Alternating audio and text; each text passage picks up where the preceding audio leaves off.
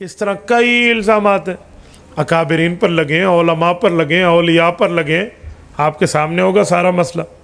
مثلا آج کل یوٹیوب پر ایک مرزا صاحب نام سے، جیسے وہ گیلانی صاحب کہہ رہے تھے نا، اجی کئی مرزے نے، ایک مرزا صاحب ایک اعتراض لے کر بیٹھے ہوئے ہیں. ہاں، چینل والے مرزے. وہ کی کہنے نے، وہ کہتے ہیں بھائی علماء دیوبند کے حکیم الامت مولانا اشرف علی تھانوی تو اپنے نام کا کلمہ پڑھاتے تھے، اور پھر اس پر وہ واقعات دیتے ہیں اور رسائل دکھاتے ہیں کہ لا الہ الا اللہ اشرف علی رسول اللہ. یہ ان کی کتابوں میں نے لکھا ہوا ہو، میری سزا جو دینا چاہیں دے دیں.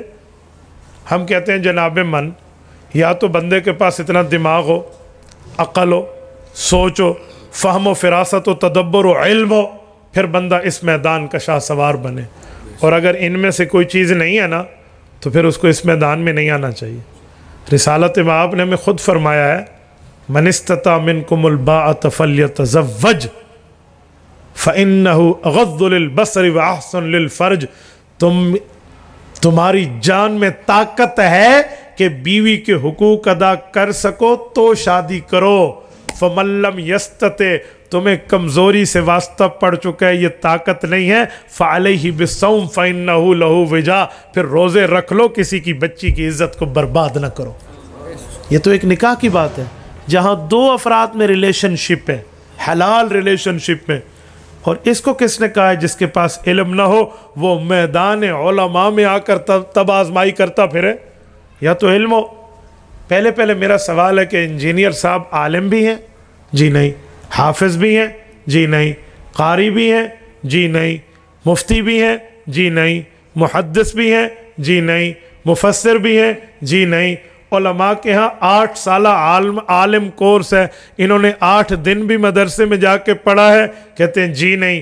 5 مختلف تخصصات ہیں، تخصص فی الفقہ، تخصص فی الافتاء، تخصص فی التفسیر، تخصص فی الحدیث، تخصص فی الدعوت والتحقیق، تخصص فی التفسیر. ان تخصصات میں کوئی ایک تخصص کیا ہے اسپیشلائزیشن کا course equal to P H D? کہتے ہیں جی نہیں کیا.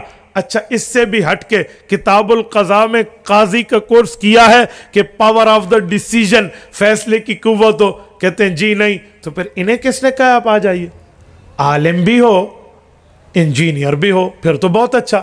حضرت جی پیر ذوالفقار احمد نقشبندی دامت برکاتہم العالیہ عالم بھی ہیں، انجینئر بھی ہیں، نو ڈاؤٹ، ہمیں تو کوئی مسئلہ نہیں ہے. لیکن مرزا علی صاحب تو جسٹ انجینئر وداؤٹ عالم ہے، اس لیے ان کو یہ ٹھوکر لگی ہے. یہ جو لا الہ الا اللہ اشرف علی رسول اللہ کا مسئلہ ہے، یہ اگر حقیقت میں سامنے آ جاتا تو اعتراض نہ رہتا. کہتے ہیں ہوا انجینئر ہی خود ساختہ نہیں. میں نے کہا یہ حقیقت سامنے آ جاتی تو بات نہ بنتی. جی وہ کیا؟ سنیں، ایک شخص ہے، حضرت تھانوی رحمۃ اللہ علیہ کی بیعت ہوتا ہے.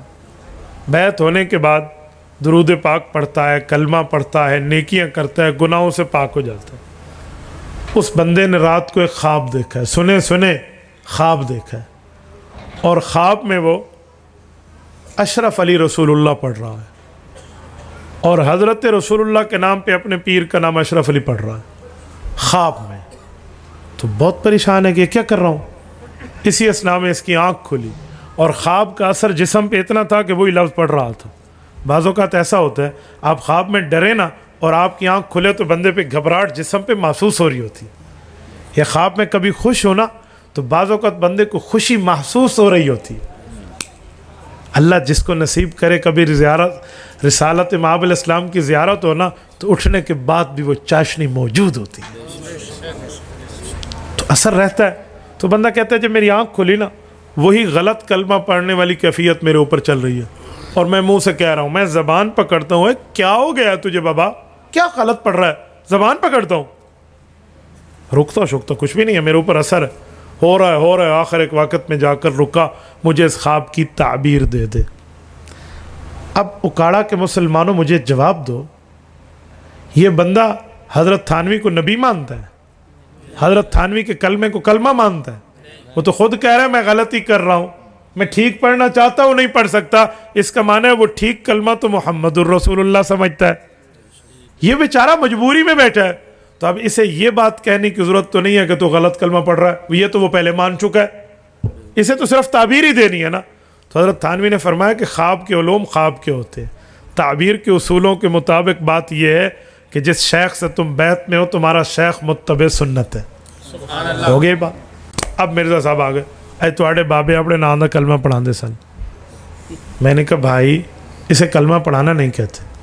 اگر اسے کلمہ پڑھانا کہتے نا, حضرت تھانوی کی 83 سالہ زندگی ہے, کلمہ تو ہر وقت پڑھا جاتا ہے, اٹھتے بیٹھتے آتے جاتے ہر وقت پڑھا جاتا ہے. یہ پوری زندگی کی ایک وجہ کا واقعہ ہے, اسے کلمہ نہیں کہتے. کلمہ ہوتا تو ہر مرید کو پڑھایا جاتا, کلمہ ہوتا تو ہر جگہ پڑھایا جاتا. یہ پوری زندگی میں خواب کا ایک واقعہ ہے. اور جناب من آپ کو معبرین کے علم تعبیر کا علم ہوتا تو آپ یہ اعتراض نہ کرتے.